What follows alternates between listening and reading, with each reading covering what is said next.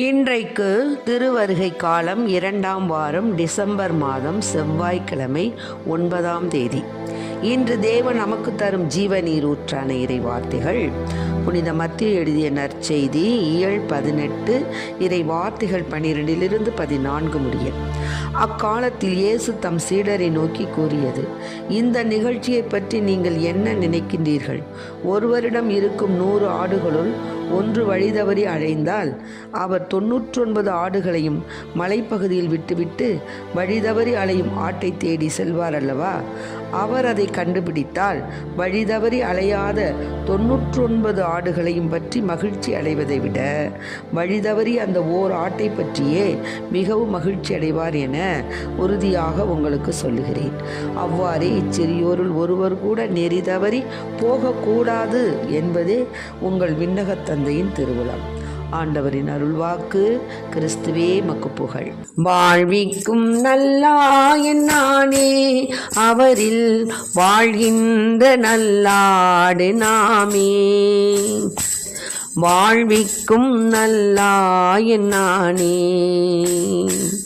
வாழ்விக்கும் நல்லாயன் நானே, அவரில் வாழ்கின்ற நல்லாடு நாமே.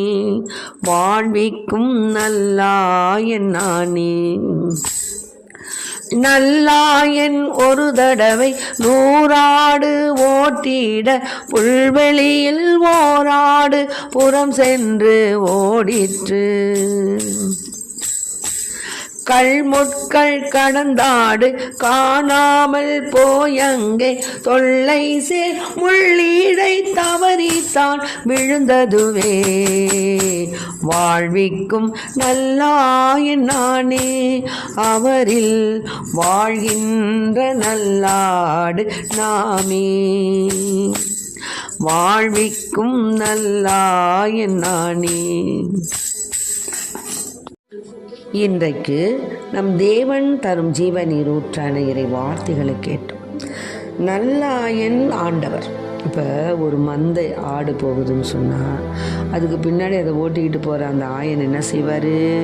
அப்படியே மந்தை அப்படியே அரவணைச்சு அந்த பக்கம் இந்த பக்கம் போகாமல் அப்படி தவறி போனால் கூட அதை அப்படியே ஓட்டி, அதாவது ரொம்ப சின்னதாக இருக்கிற ஆடு, நொண்டியன் ஆடு அதெல்லாம் தூக்கி தான் தோளில் போட்டுக்கிட்டு என்ன செய்வார்? கவனமாக அதை ஓட்டிக்கிட்டு போயிட்டுருப்பார். மேய்ச்சலுக்கு விடுவார், அப்புறம் பட்டியில் சாத்துவார். ஆக அப்படிப்பட்ட அந்த சாதாரணமாக ஒரு ஆயன் அந்த ஆடுகளுக்கு பார்த்துக்கிறவனே அப்படி இருக்கும் பொழுது நம்மை படைத்து நம்மை உருவாக்கி தன்னுடைய சொந்த இரத்தத்தால் மீட்கப்பட்ட நம்மளை கைவிட்டுடுவார் ஆண்டவர். நம்மளை பாவம் செய்வதற்கு நம்ம அவரை விட்டு விலகி ஓடுனோமா நம்மளை விட்டுருவாரா? எப்படி அந்த ஆயன் ஒரு ஆடை போனால் கூட 99 ஆடுகளை விட்டுவிட்டு அந்த ஒரு ஆடு எங்கே ஓடுனுச்சுன்னு போய் தேடி பார்த்து அதை கண்டுபிடிச்சி அதை பார்த்த உடனே தூக்கி தோளில் போட்டுக்கிட்டு சந்தோஷமாக வருவார். அது மாதிரி தான் நம்ம அப்பா ஏசப்பா. நம்ம எவ்வளோ அவரை விட்டு விலகி விலகி விலகி போனாலும் நம்மளை விடமாட்டார். விடாமல் நம்மளை ஓடி அணைக்கக்கூடிய தேவன் நம் தந்தை ஏசப்பா. ஆக நாம் தவறி போன ஆடுகள் சமுதாயத்தில் இந்த கடைநிலையில் உள்ளவர்களை தான் சொல்கிறாங்க. அதாவது வரி தண்டுவோர், பாவிகள், சமாரியர், பிற இனத்தார் என்று ஒரு சில மக்களை சமுதாய விளிம்பிற்கு தள்ளி அவர்களை இகழ்ச்சிப்படுத்தி கொண்டிருந்ததை இயேசு கவனிக்க தவறலை. அதனால தான் நாம் யாரையுமே இழிவாக கருதக்கூடாது அப்படிங்கிறத இயேசு இந்த ஓமை வழியாக நமக்கு ஒரு பாடமாக கொடுக்குறார். ஆக அந்த பாவத்தில் பிடிக்கப்பட்ட அந்த பெண் அந்த அம்மாவை பார்த்துட்டு என்ன செய்கிறாங்க? ஓடி கல்லால் ஏறி கொல்றதுக்கு பார்க்குறாங்க. அப்போது அந்த அம்மா என்ன செய்கிறாங்க? ஏசப்பா கிட்ட ஓடியாரும்போது ஏசப்பா என்ன பண்ணுறாரு? கீழே குனிஞ்சு எழுதுறது என்னன்னா, சுற்றி யார் நின்னாங்களோ அவங்க செஞ்ச அத்தனை பாவத்தை எழுதுறாரு. பார்க்குறாங்க. ஐயோ நம்ம நின்னோம்னா அவமானப்பட்டு மோதனப்பட்டு ஓட வேண்டியதான்னு சொல்லிட்டு ஓடி போயிட்டாங்க.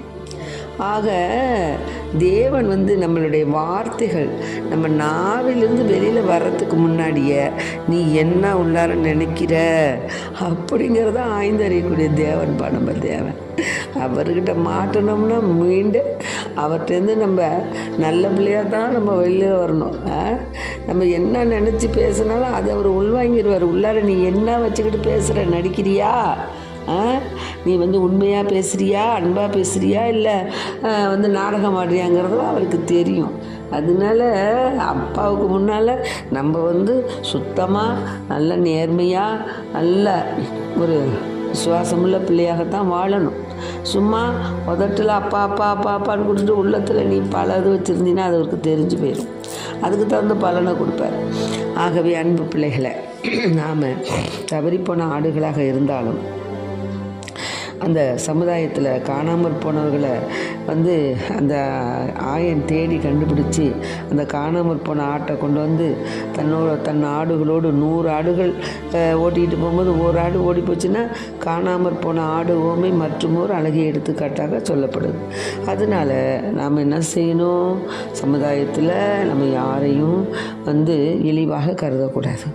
எல்லோரும் நமக்கு இறைவனால் படைக்கப்பட்டவர்கள், இறைவனுக்கு ஏற்புடைய பிள்ளைகள் என்பதை உணர்ந்தவர்களாய் வாழ இந்த ஏசப்பா பிறக்கப் போகும் பாலனாகிய இயேசு பிஞ்சு கரத்தினால எல்லார் வீட்டுக்கும் சமாதானத்தையும் சந்தோஷத்தையும் கொடுக்க விரைவாக வரவேண்டி அவரை நம்ம வரவேற்க ஆயத்தமாக நம்மை தயார்படுத்திக் கொள்வோம் இத்தகைய அன்பு செயல்களால். ஆமேன். Praise the lord. மரியே வாழ்க.